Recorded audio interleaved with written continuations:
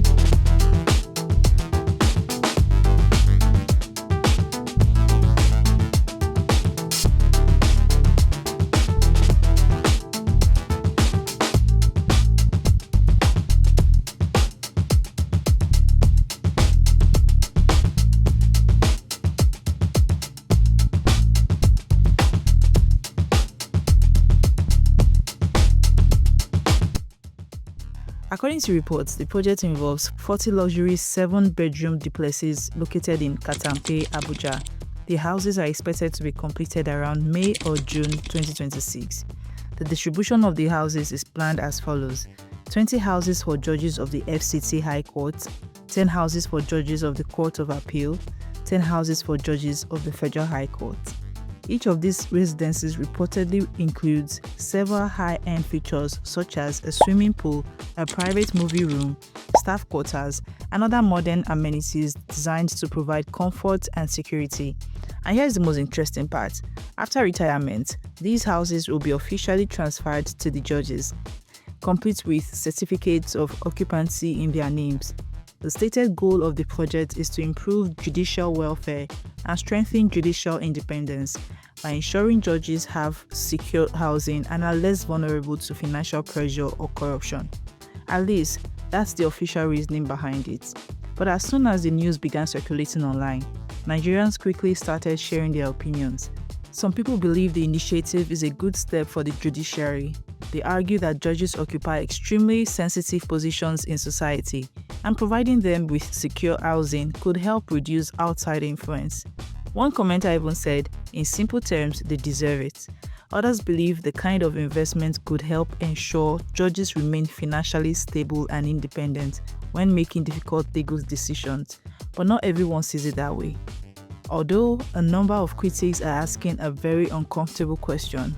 If judges receive luxury houses like this that eventually become their personal property, could that actually influence how they handle cases involving government officials? And now I call this a very, very uncomfortable question.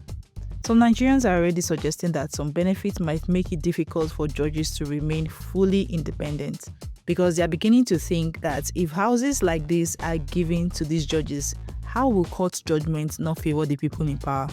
Another person even sarcastically mentioned that court cases might already be secured before they even begin. Of course, these are opinions being shared online, but they reflect the level of skepticism some Nigerians feel about the relationship between government and the judiciary. Interestingly, some reactions went beyond criticism and became quite harsh. A few people expressed anger, suggesting that insecurity in the country could one day affect even those living in luxury compounds. But jokes aside, this development raises a very bigger national question. Does providing luxury housing to judges strengthen judicial independence, Or does it create a situation where the judiciary may appear too close to the government? This is the debate now unfolding across social media, and as Nigerians continue to discuss it, opinions remain deeply divided. Starting from the judges' quarters, from the Court of Appeal, judges' quarters, and the CN2 at onset. Can you tell us the progress of work and when is the project likely going to finish and commission? Well, thank you very much. I'm very much impressed with what went on the ground. We went to the Court of Appeal division, the Abuja division.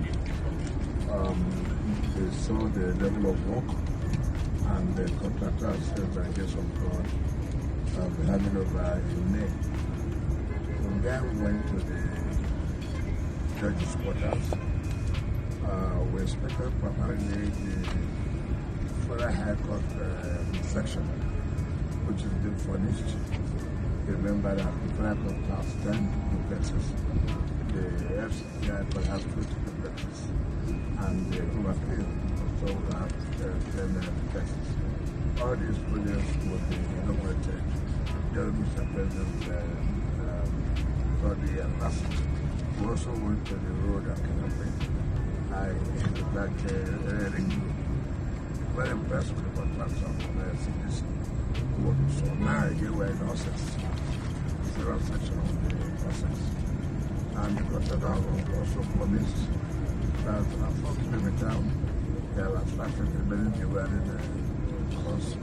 And by the time they launch this bridge, they believe obviously that this is part of the project.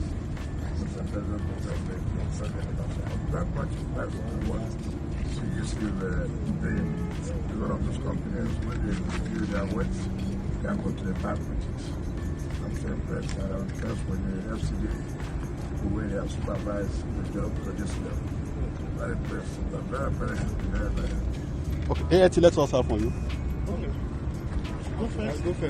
Your Excellency, sir, yesterday you just completed the thank you call to the Air Council. And today you don't rest to inspect 4 more projects. I'd like to know what gives you the motivation to sacrifice yourself this much.